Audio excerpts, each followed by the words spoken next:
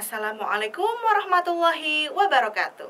Halo adik-adik Sobat Eksis, bagaimana kabar kalian hari ini?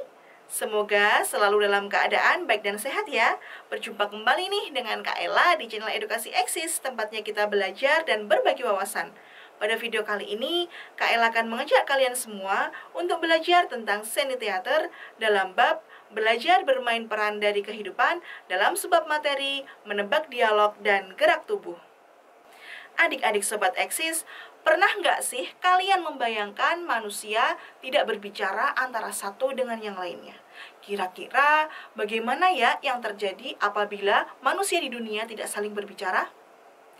Kak Ella rasa kalau manusia tidak saling berbicara antara satu dengan yang lainnya, maka manusia tidak akan saling memahami keinginan masing-masing.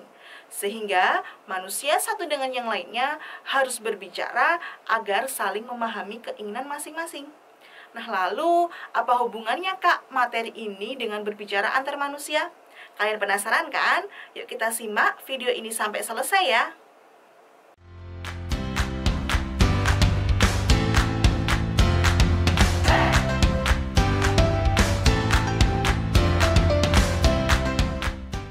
Nah, tadi kita sudah membahas tentang berbicara. Berbicara merupakan salah satu jenis komunikasi. Memangnya komunikasi itu apa sih, Kak? Komunikasi adalah hubungan timbal balik antara satu orang dengan orang yang lainnya. Contohnya seperti saat kalian berbincang-bincang dengan teman. Berbincang-bincang dengan teman merupakan salah satu jenis komunikasi yang disebut sebagai dialog. Nah, dialog merupakan salah satu unsur pendukung dalam seni teater. Selain dialog, ada juga gerak tubuh sebagai unsur pendukung dari seni teater. Nah, sekarang kita akan membahas tentang dialog. Dialog merupakan percakapan timbal balik antara satu orang dengan orang yang lainnya agar saling memahami atau mengerti maksud satu dengan yang lainnya. Lalu bagaimana Kak jika dialog dilakukan oleh satu orang? Ya itu namanya bukan dialog, karena dialog harus dilakukan oleh minimal 2 orang. Sehingga dialog itu mempunyai ciri-ciri. Yang pertama, melibatkan paling sedikit 2 orang. Yang kedua, terdapat tanya jawab antar orang yang berdialog. Dan yang ketiga, dialog bisa dilakukan secara langsung dan tidak langsung. Nah, jadi kesimpulannya, dialog itu tidak bisa dilakukan oleh satu orang.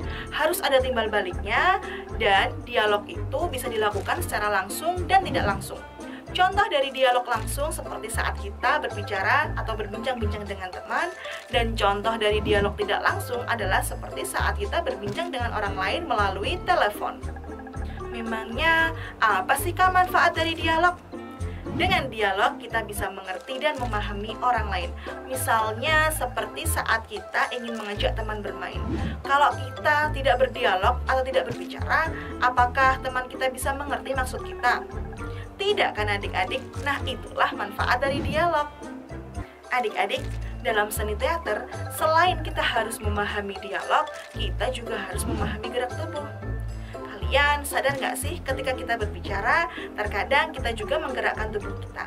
Misalnya seperti kita saat menolak sesuatu. Biasanya kepala kita juga ikut kita geleng-gelengkan, tanda agar lebih ekspresif, bukan? Oh iya, Kak Ella ada tips untuk adik-adik nih. Kita harus menggambarkan tokoh dan peristiwanya dalam membuat dialog berdasarkan gambar dan gerak tubuhnya. Karena biasanya dialog akan menggambarkan tema cerita, watak, dan amanat dalam sebuah cerita ataupun pertunjukan. Sehingga kekuatan kata dalam dialog merupakan unsur yang sangat penting dalam seni teater. Adik-adik, coba kalian lihat gambar ini ya. Kira-kira dialog apa ya yang cocok dari ekspresi dan gerak tubuh antara dua anak ini? Dua anak tersebut terlihat saling tersenyum dan bersalaman. Sehingga sangat cocok apabila kita membuat dialog tentang menanyakan kabar. Misalnya seperti ini. Halo Citra, bagaimana kabarmu? Lama kita tidak berjumpa.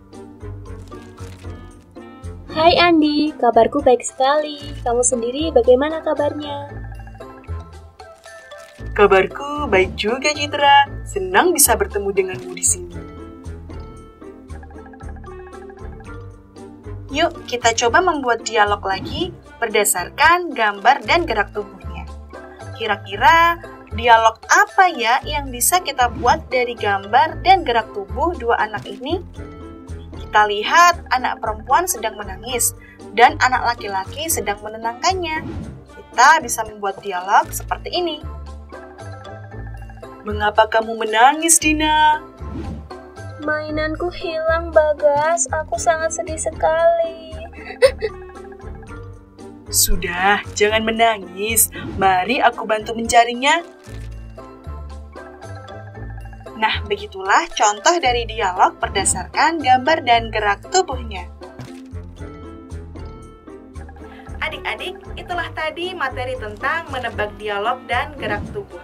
Kalian bisa berlatih membuat dialog dengan gambar-gambar yang kalian temukan di buku ataupun di internet. Hal itu bisa membuat kalian melatih imajinasi ataupun kreativitas kalian. Cukup sekian dulu ya penjelasan dari Kak Ella. Jangan lupa untuk like, komen, dan share video ini ke teman-teman kalian semua agar teman-teman kalian dapat belajar bersama di channel Edukasi Eksis. Terima kasih, semoga bermanfaat. Wassalamualaikum warahmatullahi wabarakatuh.